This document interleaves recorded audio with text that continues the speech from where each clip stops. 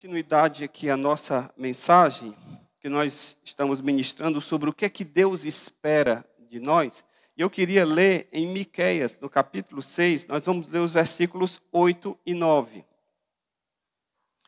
Relembrando, o povo foi chamado pelo Senhor para apresentar as suas queixas diante do Senhor, e o Senhor também tinha algumas coisas que ele queria falar para o povo de que ele não estava satisfeito com o procedimento deles em relação àquela aliança que ele havia feito com o povo de Israel quando chamou Abraão para constituir a Israel como uma nação de testemunho, de revelação do seu nome para as outras nações. Então, Israel, quando foi constituído por Deus, não foi simplesmente para abençoar o próprio povo de Israel. O povo de Israel tinha e ainda tem uma função, que era de revelar o nome de Deus às outras nações. Era como se Israel fosse o protótipo, fosse o modelo daquilo que Deus queria para as demais nações da terra. Então, quando as nações olhassem para Israel, era para se espelhar no modelo de relacionamento deles com Deus e no modelo do relacionamento deles entre si. Como é que eu posso saber como me relacionar com Deus e como é que eu posso saber como me relacionar com as pessoas? Então, Israel era para ser esse modelo, esse protótipo, de servir de espelho para as nações. Israel não estava sendo esse espelho, nem de relacionamento com Deus e nem de relacionamento com os homens. E aí Deus chama, diz, vamos aqui rever a nossa aliança, vamos aqui conversar sobre o nosso pacto, sobre o nosso relacionamento. O que é que eu quero de vocês? O que é que eu espero de vocês? E aqui no versículo 8, que é para mim o resumo de todo esse capítulo que Deus está dizendo o que é que ele espera do povo. Versículo 8 diz assim: ó povo, o Senhor já lhe declarou o que é bom e o que ele requer, o que ele espera de você. E aí ele cita 3 atitudes que ele espera do povo. Primeiro, que pratique a justiça. Segundo, que ame a misericórdia. E terceiro, que ande humildemente com o seu Deus. Versículo 9. Se forem sábios, temam o Senhor. Sua voz clama a todos em Jerusalém. Ouçam os exércitos de destruição. O Senhor os envia. Deus, por meio do profeta, ele trouxe a revelação dos princípios que devem reger a vida de todos aqueles que querem estar em relacionamento, em aliança com Deus. E eu queria falar nesta manhã para você sobre os princípios que Deus estabelece para que nós nos adequemos a Ele. Pastor, o que Deus espera de mim? Deus espera que eu e você nos adequemos, obedeçamos aos princípios que regem o seu reino. Quais são os princípios que regem o reino de Deus, que fazem parte do reino de Deus? E ele fala aqui desses 3 princípios. Primeiro, que se pratique a justiça, que se ame a misericórdia. E terceiro, que ande com humildade diante do seu Deus. Lawrence Richard, ele diz o seguinte: quando Deus fala o que é bom, esse bom não tem a ver com um conceito filosófico, com algo especulativo. O que é bom tem a ver com a vida prática. com o que funciona. É como se Deus está dizendo, eu vou mostrar a vocês o que é bom. Não para que vocês fiquem discutindo filosoficamente o conceito de bom ou mal, o conceito adequado filosoficamente, analisando a palavra no sentido de que descobrir no mundo das ideias o que é ser bom. Não, eu vou mostrar a vocês o que funciona. Algo prático, para o dia a dia de vocês. Porque, vamos e venhamos, nós, na nossa vida, no nosso dia a dia, as coisas são práticas. Nós que aqui estamos, nós não vivemos no mundo acadêmico, nós não fazemos parte das escolas de discussões filosóficas e teológicas sobre os princípios. Aqui entre nós não temos nenhum autor, nenhum conferencista para ficar discutindo no mundo das ideias. A nossa vida é prática, é aquilo que a gente vive o nosso dia a dia, são os nossos relacionamentos, é aquilo que a gente faz ou deixa de fazer. Você sai daqui hoje, amanhã de manhã você está lá no seu trabalho, você está lá na sua empresa, você sai daqui, você se relaciona com as pessoas, com o seu marido, com a sua mulher, com seus filhos, com o seu patrão, com o seu empregado. E nós precisamos, nesses nossos relacionamentos diários, corriqueiros, cotidianos, nós precisamos ter princípios, balizadores, norteadores da nossa conduta. Para quê? Para que a gente possa verdadeiramente andar com Deus, para que a gente possa, na nossa vida prática, agradar a Deus. E Deus estabelece 3 coisas aqui para que o povo pratique. Primeiro, que pratique a justiça.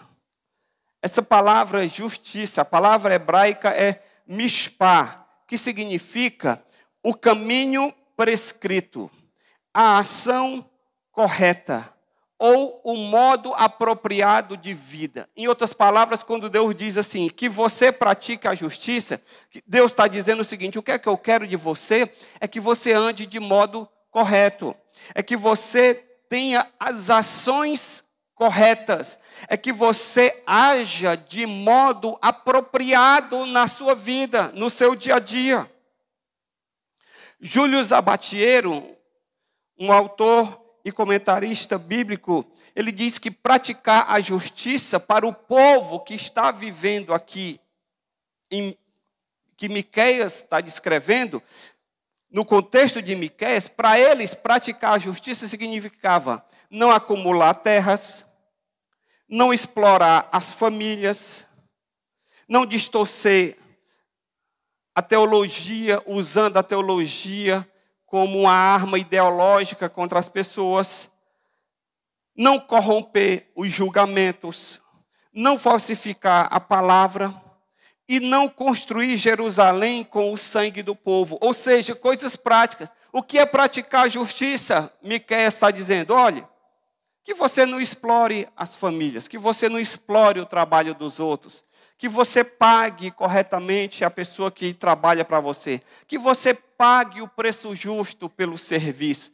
que você não queira se dar bem em cima dos outros, que você não corrompa o julgamento. Se você é da justiça, se você é magistrado, se você é da lei, que você exerça o direito corretamente, que não aceite propina para mudar o seu julgamento, para mudar a sua sentença, que você não venda a sentença, que você não construa a sua estrutura, a sua cidade, o seu reino, à custa do sangue do outro, à custa da exploração do outro. Isso é, para o contexto de Miqueias, praticar a justiça. Lawrence Richards, ele diz que tem a ver com um compromisso com a honestidade no relacionamento com as outras pessoas e com as instituições. Ou seja, tem a ver com a honestidade. Ser justo é ser honesto. Ser justo é você dar aquilo que é devido ao outro. É não puxar brasa para a sua sardinha.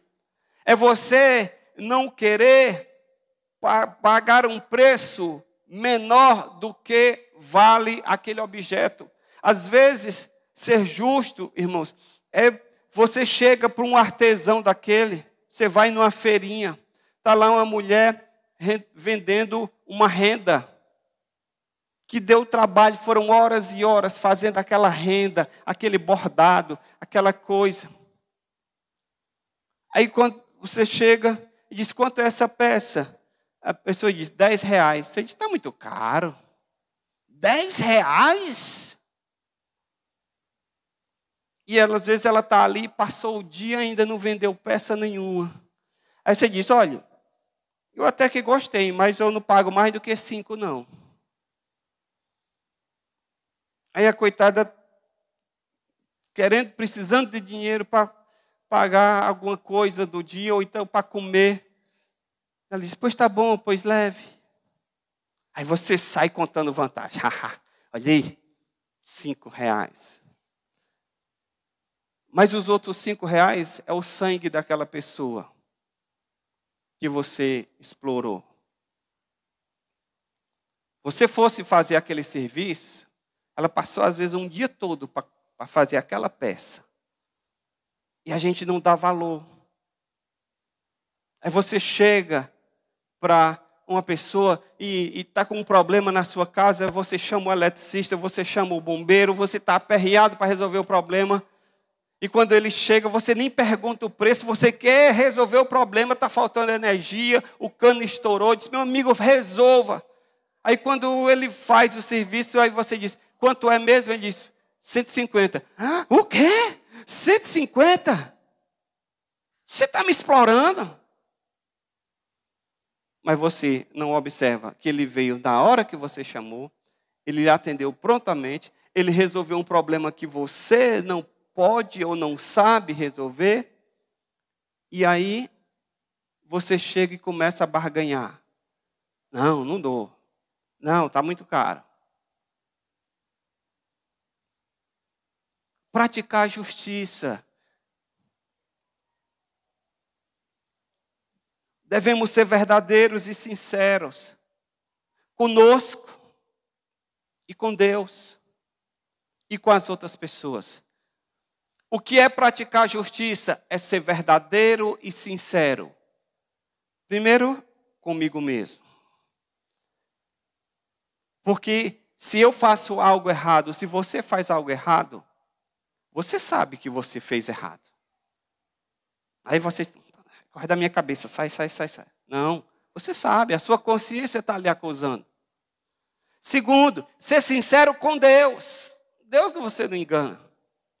E terceiro, ser sincero com os outros. Isso é ser justo. É você ser verdadeiro. É você ser honesto com as suas obrigações civis, econômicas, familiares. É você ser cumpridor dos seus deveres.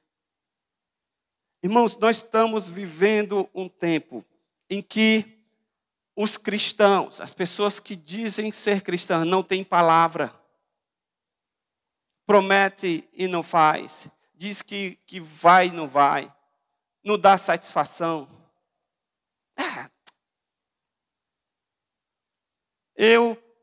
Moça, gostei tanto dessa roupa aqui, reserva essa roupa aqui para mim. Você vai na loja, experimenta, a menina fica lá com você. Você experimenta um monte de roupa, separa 5 peças, diz, olha, reserve aqui para mim, que eu volto amanhã para buscar. A moça diz, olha, a reserva só é 24 horas. Tudo bem, pode reservar que amanhã eu estou aqui. E esse amanhã nunca chega. O que é isso? Faltou com a palavra. Gastou o tempo da menina. Ela poderia ter vendido aquela peça para um outro cliente, ela vive de comissão. Mas não. Você, é o seu interesse, é o seu jeito. Porque você tem que levar vantagem. Está errado. Isso não é cristão, isso não é ser justo, isso não é praticar a justiça.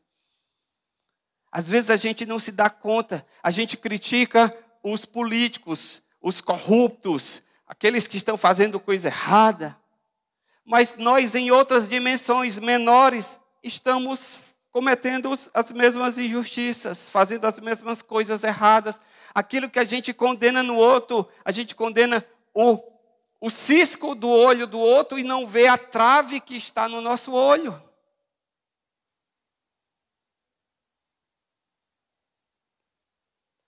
Hoje você não vê muita diferença entre uma pessoa que se diz cristã e outra que não. E não pode ser assim. O que é que Deus quer? Pratique a justiça. A Bíblia Sagrada nos diz lá no Salmo 32, versículo 1. Bem-aventurado aquele cuja transgressão é perdoada e cujo pecado é coberto. Bem-aventurado o homem a quem o Senhor não atribui iniquidade, em cujo espírito não há dolo.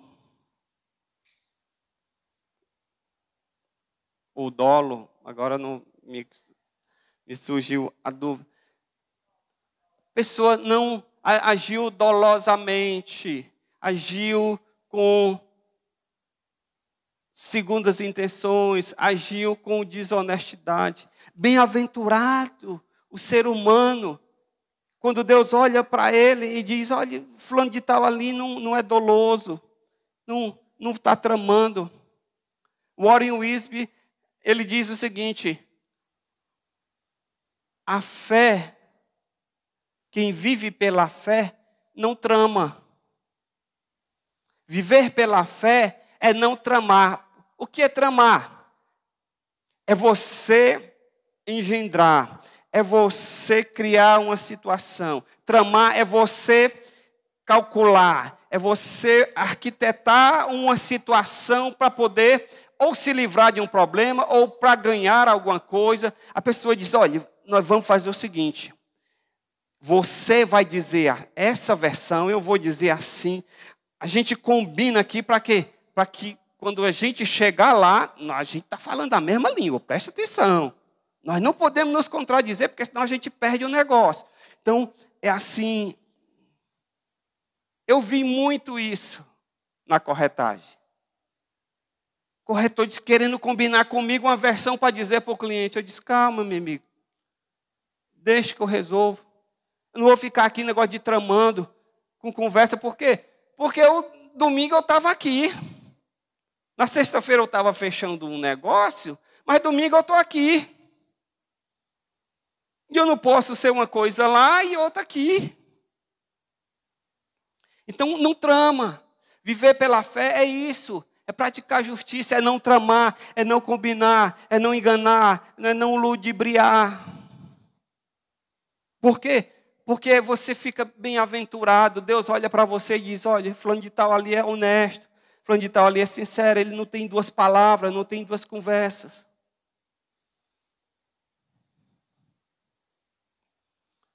Agora, não se iluda. Para isso acontecer, você precisa estar convertido. Nós não podemos praticar a justiça, a menos que nós tenhamos sido justificados pela fé e que nós estejamos em ordem com Deus. Porque se a gente não estiver em ordem com Deus, nós não vamos estar em ordem com as pessoas. Praticar a justiça no mundo caído, cheio de pecado como o nosso, não é para todos. Por quê, pastor? Porque para praticar a justiça, eu primeiro preciso ser justo diante de Deus. Para praticar a justiça, eu preciso primeiro estar num relacionamento correto com Deus. Porque é esse relacionamento correto com Deus que vai me consertar, que vai me dar o prumo, que vai me dar o norte, que vai mudar a minha vida para que eu esteja também em um relacionamento correto com você. Imagine o seguinte: se eu não estou nem aí para pecado, se pecado para mim é apenas um conceito religioso, se pecado para mim é apenas uma ideia, um tabu, se eu não me preocupo em agradar a Deus, você acha que eu vou me preocupar em ser honesto com você? Se eu não quero ser fiel a Deus, se esse negócio de fidelidade a Deus, obedecer a Deus, isso é uma coisa meramente religiosa, você acha que eu vou me preocupar em ser fiel à minha esposa, ser fiel nos meus relacionamentos, inclusive comerciais? Eu vou me preocupar? Claro que não.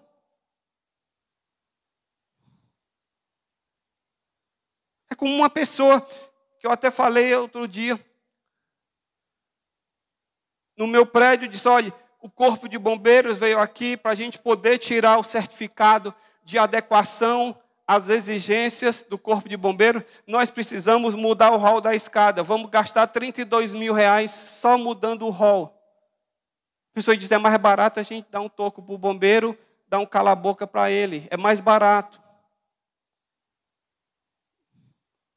E a pessoa não se constrange de falar isso numa assembleia.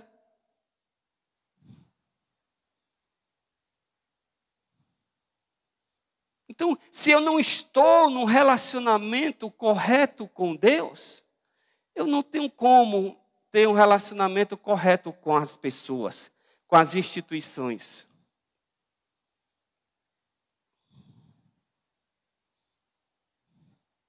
Se queremos agradar a Deus e fazer a sua vontade, nós precisamos começar sendo honestos conosco mesmos e com os outros.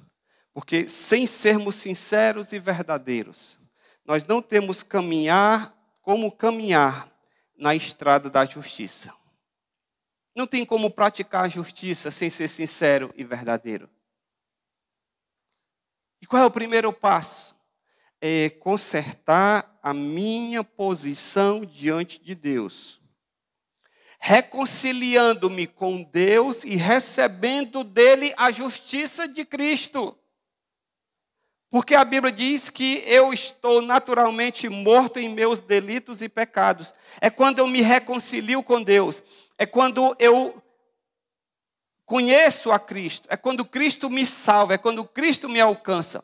Que a Bíblia diz que eu passo por um processo judicial diante de Deus. De culpado a me tornar inocente e justo. Por quê? Porque Jesus Cristo, que viveu a justiça, que praticou a justiça, que viveu plenamente a vontade de Deus, morre e ele, através da sua morte, ele satisfez a justiça de Deus e agora, pela fé, no seu sacrifício, ele transfere esse mérito, essa justiça que ele obteve pela sua vida correta, ele transfere para mim.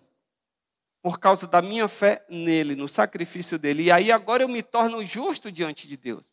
Então, para eu ser justo diante dos homens, eu tenho que primeiro me tornar justo diante de Deus. Como é que eu me torno justo diante de Deus? Através das minhas boas obras, dos meus atos de justiça? Não.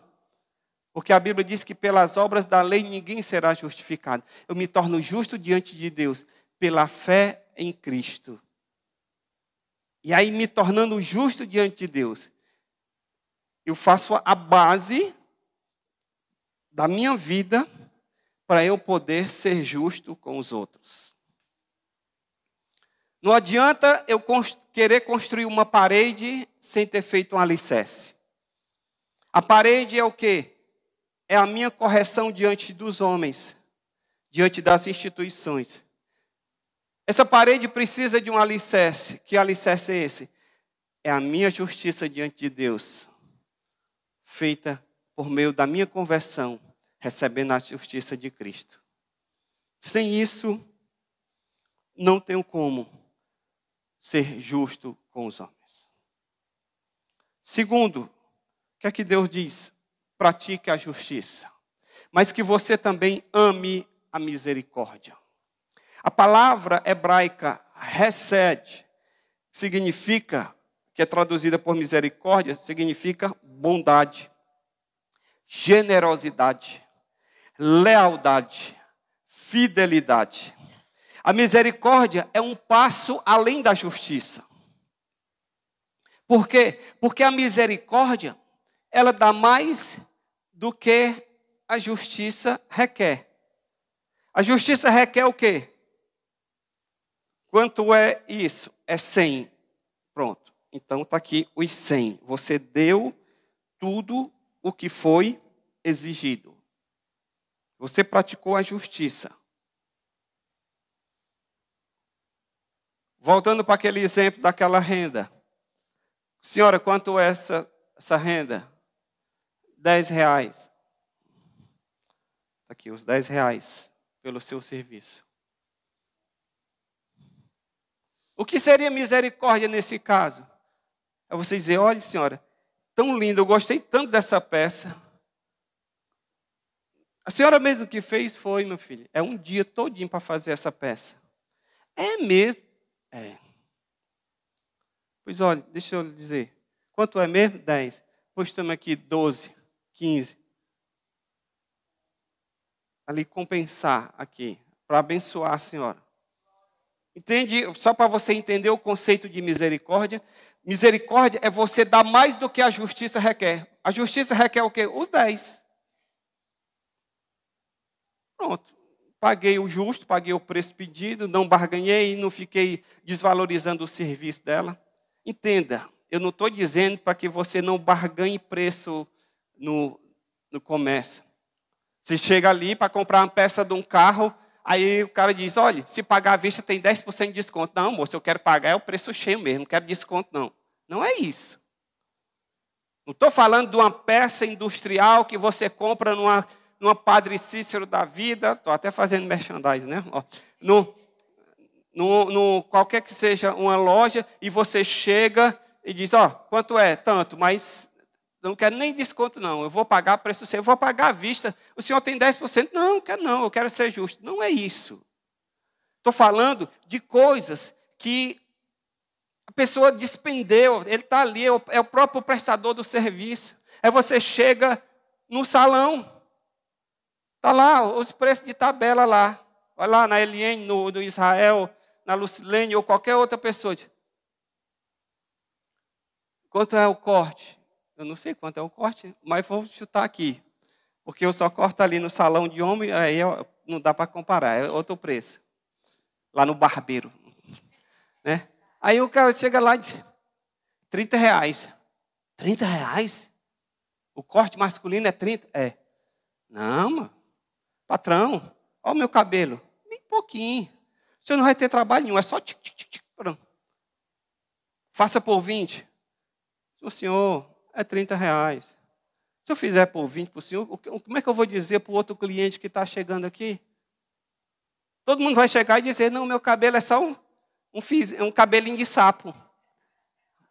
Não, está aqui, é o meu serviço. Eu tenho uma estrutura para manter, eu tenho um empregado, eu tenho conta, eu tenho aluguel, eu tenho isso e aquilo. Está entendendo? Então, ser justo é você valorizar o serviço do outro.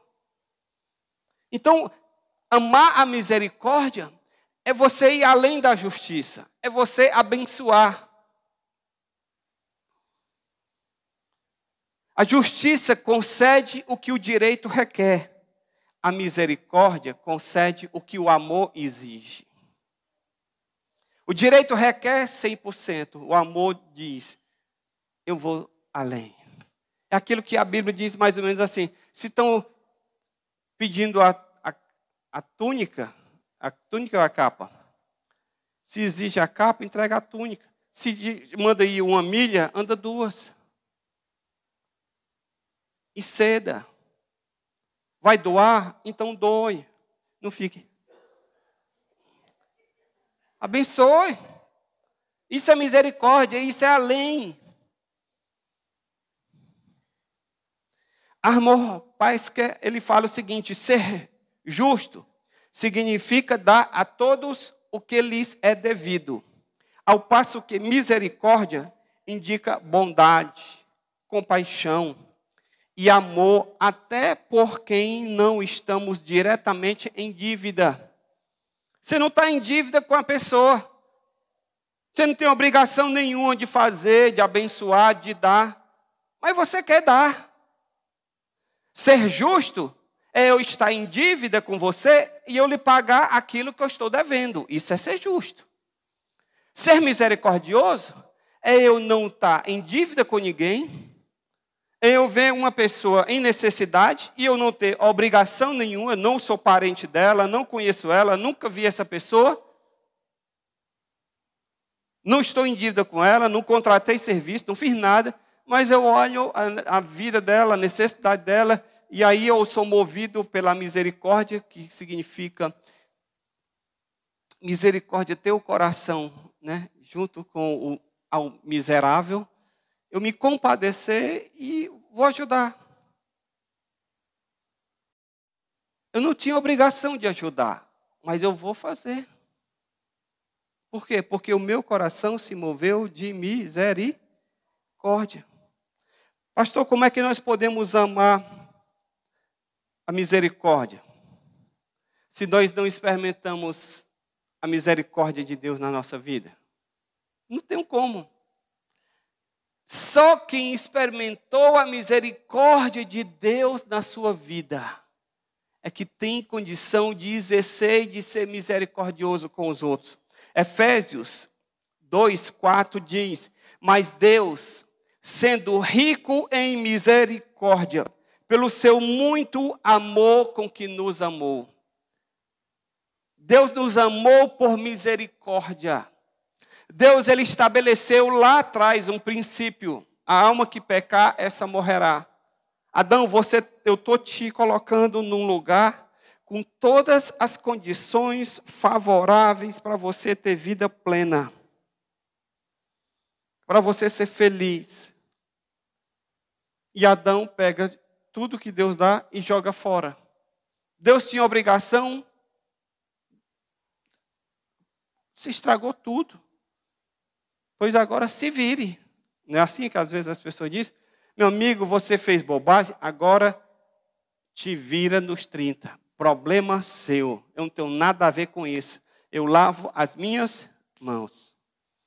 Fiz tudo. A minha parte eu já cumpri. Aí o que a misericórdia faz? Rapaz, pisou na bola. Vou dar mais uma chance. Vou ajeitar aqui. Vou caminhar a segunda milha. Vou consertar. Não tinha obrigação, mas eu vou fazer. Vou ser rico em misericórdia. Foi isso que Deus fez. Sendo rico em misericórdia. Com o seu amor com que nos amou. Aí a Bíblia diz, lá em Romanos 5:8, Deus prova o seu amor para conosco, pelo fato de ter Cristo morrido por nós, sendo nós ainda pecadores. Deus disse, eu não tenho obrigação nenhuma de perdoar, de amar, mas eu vou fazer. Amar a misericórdia, irmãos, é ter um coração que excede a justiça. Para isso é necessário o amor ágape. O que é o amor ágape, pastor? É o amor de Deus, que é um amor desinteressado, que dá sem esperar retribuição. Porque o nosso amor, eros, por exemplo, é um amor que quer correspondência, que quer ser correspondido. Quando eu tenho um sentimento por uma pessoa do sexo oposto, eu me enamoro dessa pessoa, eu começo a gostar dessa pessoa, e aí eu me aproximo dessa pessoa e começo a demonstrar o meu interesse por ela. Qual é a minha expectativa? Ser correspondido. E aí você investe, e aí você chega junto e tal. E aí, se não há correspondência, aí o que é que você diz? A pessoa não demonstrou interesse por mim, então vou deixar quieto e vou partir para outra. Ou seja, você vai ficar o resto da vida no amor platônico com aquela pessoa. Se ela gostasse de mim. Se ela me correspondesse, eu vou ficar aqui. um dia, quem sabe, eu estou com 25 anos, e aí quando você depois já está com 50, um dia, quem sabe, faz 25 anos que eu aguardo. Você vai ficar nessa? Claro que não. Não gostou, não era para você, não lhe correspondeu. Vira a página, vou procurar uma outra pessoa que me corresponda. Esse é o normal da vida, é o amor eros, que quer correspondência. O amor ágape não. É o amor de Romanos 5,8 que eu acabei de falar, que Deus dá mesmo sem ter garantia nenhuma de que vai ser correspondido. Isso é a misericórdia, é você dar sem esperar receber. Não, eu vou fazer o seguinte, eu estou dando aqui porque eu estou investindo nessa pessoa. Porque eu sei que ela tem contatos, eu sei que uma hora eu posso precisar, e aí eu estou com crédito. E aí eu estou... Você está sendo misericordioso? Não, você está sendo interesseiro. Você está dando porque você quer ficar bem no filme, porque você tem uma expectativa de que mais na frente, em algum momento, você pegue de volta várias vezes mais aquilo que você fez. Porque uma coisa eu aprendi sobre favor, não sei se você prestou atenção.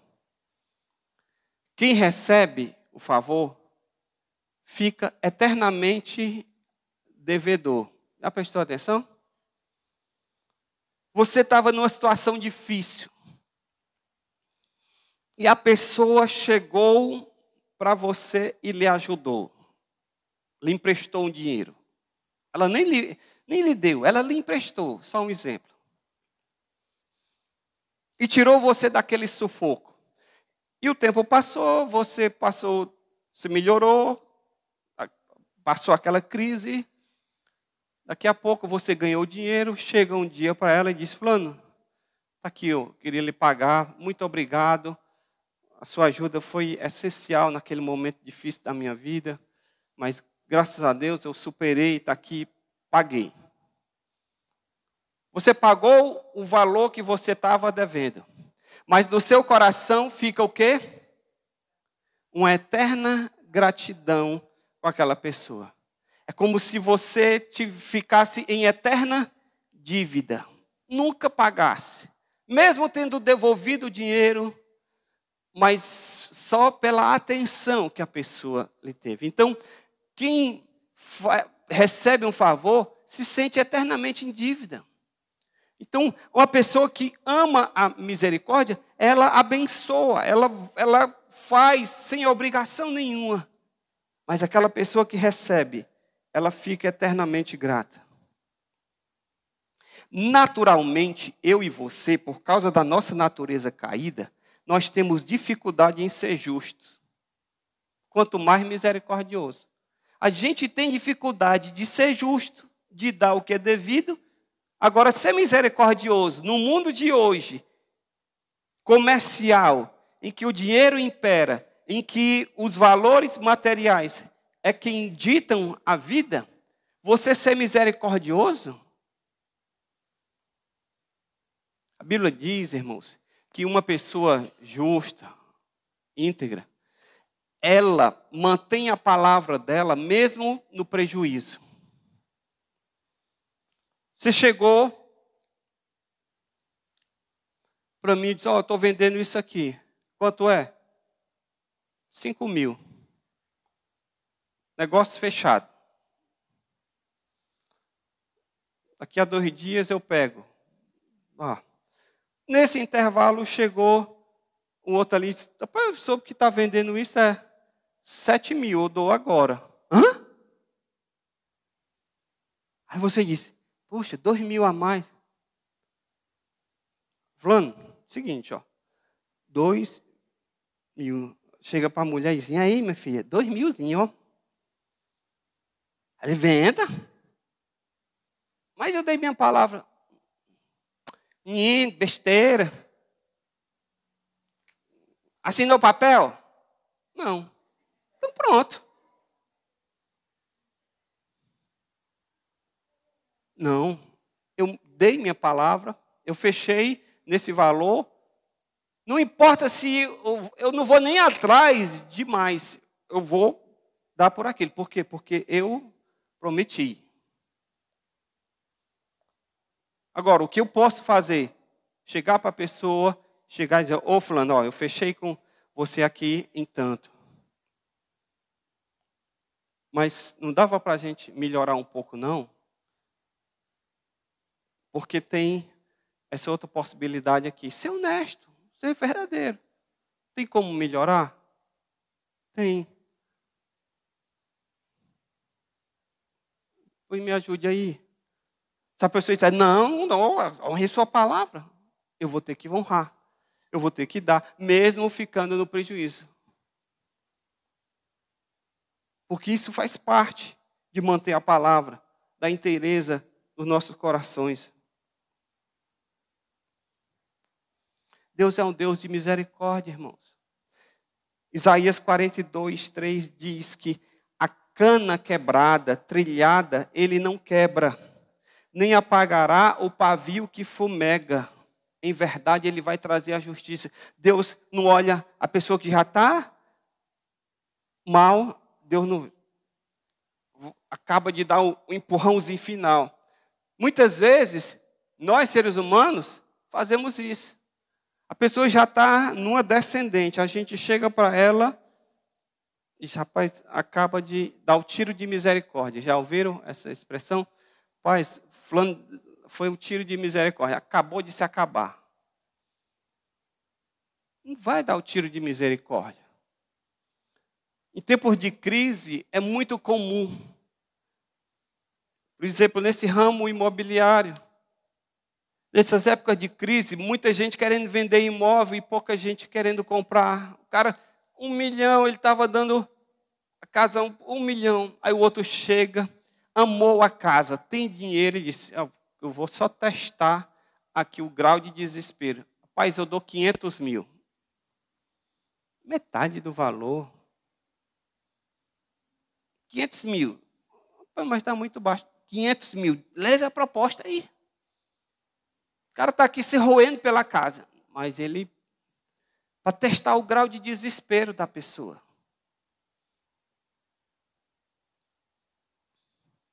O que é isso? É você apagar o pavio que fumega. O cara está ali só a fumacinha. Aquela coisinha que está assim, o foguinho fica assim, ó. Já viram aquele foguinho que está? Tem hora que vai ficando assim. Aí a pessoa chega e faz assim, ó. Pronto. Matou. Dali, aí ficou só a fumaça subindo. Não é justo, não é misericordioso. E por último, que Deus requer? Primeiro, pratique a justiça. Segundo, ame a misericórdia. Vá além do que é justo. Terceiro, ande humildemente com o seu Deus. A palavra hebraica para humildemente aqui é sana, que traz a ideia de uma aproximação modesta, com decoro. Ou seja, é a pessoa se curvar para poder andar com Deus. É você reverenciar, é você se abaixar, é você chegar para Deus não como de igual para igual. E aí, meu irmão? Tem gente hoje que chega e diz, olhe, chegue para Deus e exija seus direitos. Chegue para Ele e diga, e aí, senhor, vai fazer ou não vai? Ande humildemente, meu irmão. Quem está pedindo não está na condição de chegar chutando a porta. E aí, essa bodega aí, como é? Como é? Não é assim. Chegue humildemente, ande humildemente. Esse comentarista bíblico, o Armor Paz, que ele diz, essa exigência é maior do que as outras duas. Vixe! É maior do que praticar a justiça, é maior do que amar a misericórdia. Por quê? É o motivo pelo qual as outras duas existem. Somente seremos plenamente humanos se reconhecermos que estamos debaixo da autoridade de Deus.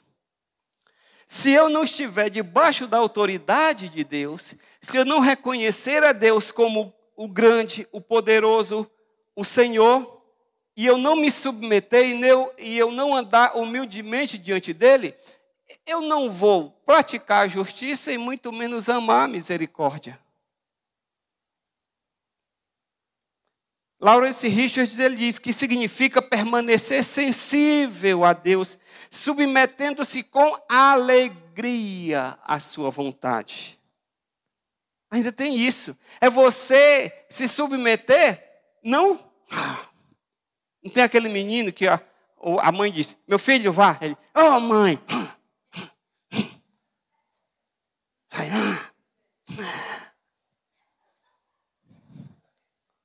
vai resmungando. Não. Submeter-se humildemente a Deus significa você fazer com alegria. Senhor, eu me submeto à tua vontade, porque sei que é o melhor para mim. Porque o Senhor não é um Deus ruim. Os teus mandamentos não são pesados. Se desejamos andar humildemente com Deus, nós precisamos nos prostrar diante dele, confessar os nossos pecados e nos apropriarmos das suas promessas de perdão. Preciso confessar meu pecado e receber a promessa de perdão. Deus, quando manda que eu confesse meu pecado, é porque ele tem promessa de perdão. Não é para poder ele ficar. Eu quero ver você aqui na minha mão. Quero ver você se humilhando. Não. É porque ele tem promessa de perdão e ele dá o perdão. Mas primeiro é necessário que você admita. Qual é o grande problema das pessoas hoje? Admitir a culpa. As pessoas erram, mas não dão o braço a torcer. E ainda chegam, ainda por cima da carne seca. Um exemplo. O marido chega para a mulher e diz, minha filha, queria lhe pedir desculpa aí por aquele incidente aí que houve. Mas eu quero lhe dizer que aquilo eu fiz porque foi culpa sua. Como é que você está pedindo perdão e ainda vem logo com a acusação, se justificando? Tudo bem, eu errei, mas foi porque você provocou. Foi porque você... Como é que vai ter reconciliação? Como é que vai ter conserto? Quando você usa o perdão como desculpa para acusar o outro. Não tem conserto. Não, como é que vão andar os dois juntos se não houver entre eles acordo, a Bíblia diz. Então, se você vai pedir perdão, vá com humildade. E se prepare, porque o outro pode aproveitar a situação para tripudiar em cima de você. Eu me lembro uma vez, no meu primeiro experiência de trabalho, a gente verde, está aprendendo ainda como é que se comporta no ambiente formal. Porque uma coisa é você estar na sua casa. Aí você, como filho, a mãe fala uma coisa, você... não sei o quê. No trabalho não pode ser assim. O seu chefe diz uma coisa, você diz, eu não vou fazer não. Como é? Não gostei desse serviço aqui não. Você não está falando com a sua mãe e o seu pai. Pai, não. Você está no ambiente de trabalho. E aí, um dia, lá eu discuti lá com o meu chefe, o chefe do setor que eu estava. E nessa época eu era mais jovem, não tinha casado ainda, estava a minha primeira experiência de trabalho. E aí, em seguida, teve um acampamento da igreja. Eu fui para o acampamento, e lá no acampamento de carnaval, nas ministrações, foi ministrado sobre pedir perdão, reconhecer erro. Aí Deus falou comigo, você tem que chegar lá no seu chefe e pedir perdão. Aí eu disse, amém, Senhor. E aí terminou o acampamento, né? Quarta-feira de cinza, todo mundo volta a trabalhar. Quando foi lá, eu cheguei, chamei ele e disse, olha, queria reconhecer meu erro, queria lhe pedir perdão. Eu não lembro mais o que foi que eu fiz. Mas Deus falou comigo que eu tinha que pedir perdão. Irmãos, aí ele disse, já que é assim, então, aí começou. Mas ele tripudiou e eu... Por quê? Porque eu não fui na condição de arrependimento. Eu não fui na condição de pedir perdão. Então eu tenho que estar preparado, porque eu não sei como é que vai ser a reação da outra pessoa. Eu não sei como é a saúde emocional da outra pessoa. Se ela é uma pessoa legal, saudável, que ela vai dizer, fulano, que bom que você teve essa atitude, vou lhe perdoar e tudo, ok. Mas tem gente que não, tem gente que é doente, que aproveita a oportunidade para alguma coisa que está entalada aqui, ela diz, porra, agora eu vou. E aí ela pega e vomita tudo em cima de você. E você tem que estar preparado, porque senão você chegar e diz, não, mas eu não vim por isso aqui não. Você já está exagerando. Não, meu amigo, peraí. Você não veio? Agora, aguenta o tranco. Cerra os dentes. Morde a toalha. E cinge os lombos. Porque quem vai pedir perdão, quem está precisando de misericórdia, não pode se colocar por cima dos outros.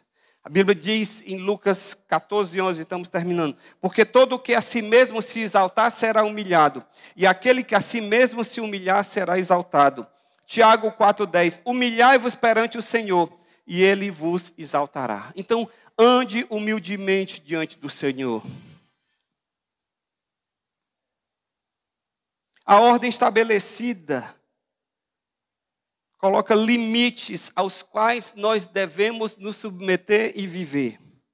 Nós não podemos, irmãos, permitir que a simpatia nos impulsione a fazer o que é injusto, ou a violar aquilo que a gente sabe que tem que ser feito. Eu tenho que andar humildemente. Eu tenho que me apresentar humildemente diante de Deus. E eu me lembro, sabe de que agora? Aquela parábola que Jesus contou do fariseu e do publicano. Duas pessoas se achegam diante de Deus para orar, com duas atitudes diferentes. Lucas 18:9, olha aqui. Propôs também essa parábola. Uns confiavam em si mesmos, crendo que eram justos, e desprezavam os outros. Versículo 10. 2 homens subiram ao templo para orar, um fariseu, um publicano. O fariseu de pé, assim, orava consigo mesmo. Olha aqui o que Jesus disse. Ele orava com quem? Consigo mesmo. Aquela oração ali não estava sendo para Deus. Ele orava consigo mesmo. E dizia, ó Deus, graças te dou, que não sou como os demais homens roubadores, injustos, adúlteros, e nem ainda como esse publicano aqui que está do meu lado. Jejuo 2 vezes por semana, dou o dízimo de tudo que ganho. Estava orando o quê? Ele estava falando das suas qualidades para Deus. Por outro lado, versículo 13, o publicano, estando de pé, de longe, porque ainda nem tinha coragem de levantar os olhos ao céu, mas batia no peito, dizia, ó Deus, sê propício a mim, pecador. Versículo 14, digo-vos que este desceu justificado para a sua casa, e não aquele, porque o que a si mesmo se humilhar será exaltado. Irmãos, nós precisamos aprender a chegar diante de Deus com humildade.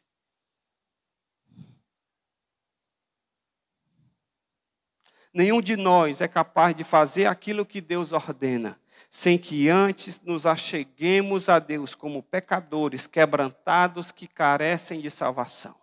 Somente quando eu me humilho diante de Deus, quando eu reconheço a minha real situação diante de Deus, é que Deus me muda, me transforma, para que eu possa ser uma pessoa apresentável, uma pessoa melhor. Eu não tenho como ser o melhor ser humano. sem eu me humilhar diante de Deus. Porque é quando eu me humilho diante de Deus, quando eu reconheço a minha pequenez diante de Deus, é que eu tenho uma visão correta de mim mesmo. Enquanto eu não me humilhar diante de Deus, eu vou sempre me achar superior.